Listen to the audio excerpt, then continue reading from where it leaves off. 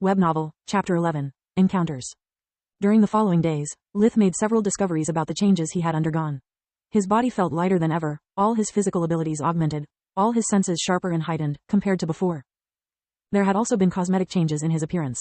The moles on his body had visibly shrank, his skin was smoother than after a spa treatment back on Earth, and most of the freckles around his nose and eyes had disappeared.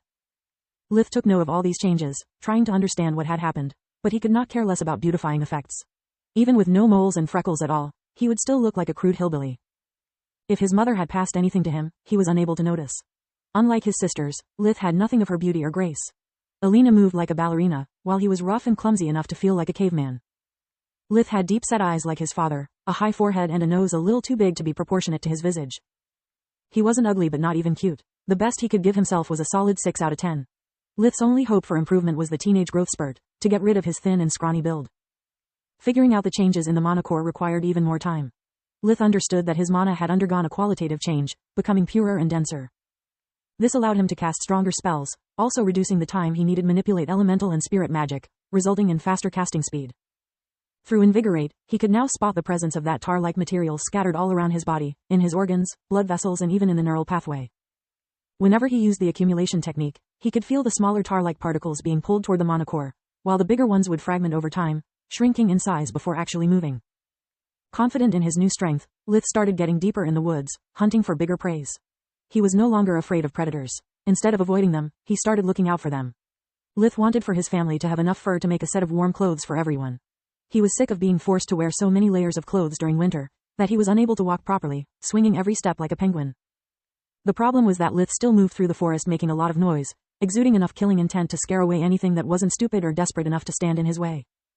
It was only thanks to the life vision spell combined with spirit magic that he was still capable of hunting. The spirit magic range had expanded to over 30 meters, 32.8 yards, range, so he could easily kill any animal that tried to escape by climbing trees or by taking flight. When Lith wasn't able to catch anything, he would shoot down any bird that made the mistake of flying within his scope. One day, Lith was exploring a new area of the Tron Woods, hoping to find a fur-wearing meal, killing 2 birds with 1 stone. While looking at a small mound, his life vision spotted 3 life forces hiding a few meters underground. They were not strong enough to be predators, but they were big enough to be a perfect lunch. If those are rodents or other smart animals, there could be more than one exit. I have no time to waste, I'll force them out. After getting on the highest spot of the mound, always keeping both eyes on the prize, he used earth magic. Magna, the ground around him started to shake, making the burrow and the small tunnels collapse. The creatures started panicking, taking the most direct route out. Lith started running, following their underground movements as close as possible, not letting them get out of the spirit magic range. From a well-hidden hole near a bush, came out 3 big fat rabbits, 2 of them still wearing a snow-white fur. Lucky, Lith screamed while snapping his fingers, forcing the rabbit's neck to a 180 degrees turn. I'll keep the brown-white one for myself, while I'll trade the other 2 pelts with Celia for some fur of lesser quality but much more quantity. Today is really my lucky day. Lith was so used being alone in the woods to always think out loud, to break the feeling of isolation. He hung the rabbits to his belt by the ears and started walking toward Celia's house. After a few steps, Lith heard an odd sound closing in. He had never heard it before, so he started looking around for its source. Soon he could see 2 horses in the distance, galloping in his direction. F***CK, it seems I have been too loud. Fight or flight? To answer his own question, he activated life vision again. The horses were just horses, while the men were far from impressive. The one taking point was barely as strong as Celia, while the one behind was even weaker than Roz, Lith's father.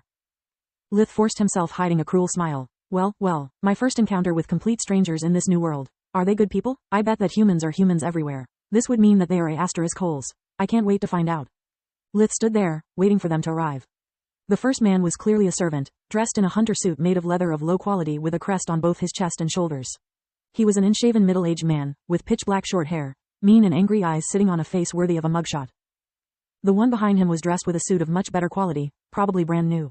He wore the same crest on his chest, but this one seemed to be made of silk and gold embroidered.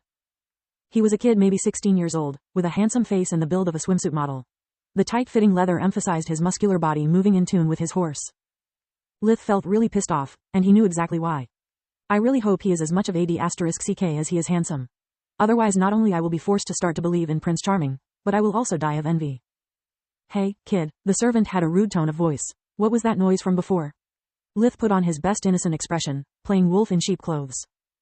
Good day, sir, it was just me hunting. I'm sorry if I scared you. Lith's voice sounded genuinely apologetic. He wanted to give them the benefit of the doubt. Where did you get those? he said, ignoring Lith's apologies and pointing at the rabbits. From a rabbit hole, they are my game. Lith smiled, keeping watch on both of them. Give them to us, now. They will make a perfect muff for my mother. The handsome youth had also a beautiful voice. If you were really sorry, you should offer us proper compensation. Even a commoner like you should know the basics of decency, he said with a mocking smile. Lith dropped the act like a live grenade. Seriously? Robbing a kid in broad daylight? Don't you have any shame? Kid, the servant rebuked. Do you know who are you talking to? He is the son of Baron Wrath, lord of these lands. Lith started laughing out loud. Please, Tron Woods has no owner, except maybe Count Lark. Stop spewing bullshit just to cover your sorry **s. And besides, do you know whom are you talking to? I am the supreme mage. See what happens when you waste your breath on commoners, Korth.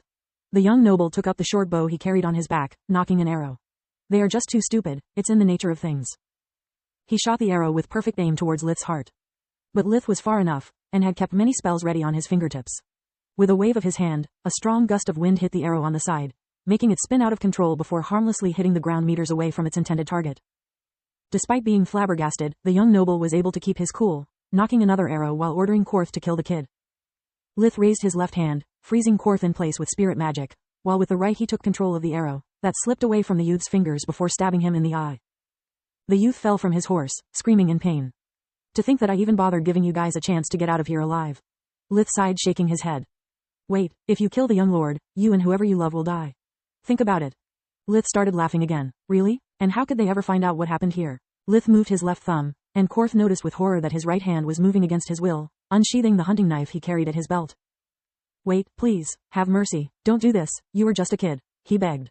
So, when you want to kill, you kill. But when you lose, I am supposed to show mercy? The spite in his voice was palpable. Lith lowered his ring finger, bringing the knife at Korth's throat. Since you were just a servant, I'll give you a clean death.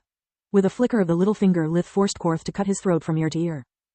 Then he approached the young noble that was still writhing in pain, uncaring of what just happened to his loyal servant. As for you, you are the kind of guy the first hate the most. With one hand Lith kept him frozen at midair, while he used the other to punch him non-stop. You have seeking everything. Money, beauty, a bright future, and all you can do with such treasures is screw those who are already struggling to survive. Lith hated humans more than everything. Even back on Earth the only thing keeping his rage in check was his responsibilities towards his family. But in the new world there was no cameras, no GPS, nothing. There was only power, and for once he was the one holding it. You know, I have a very ill sister, Lith said after venting out. I could never practice darkness magic on living beings, because using it on animals is just plain cruel. You, on the other side, are just a monster with the face of a man. You will make a perfect specimen for my research. Tron Woods resounded with screams for hours before death could come to claim her prize.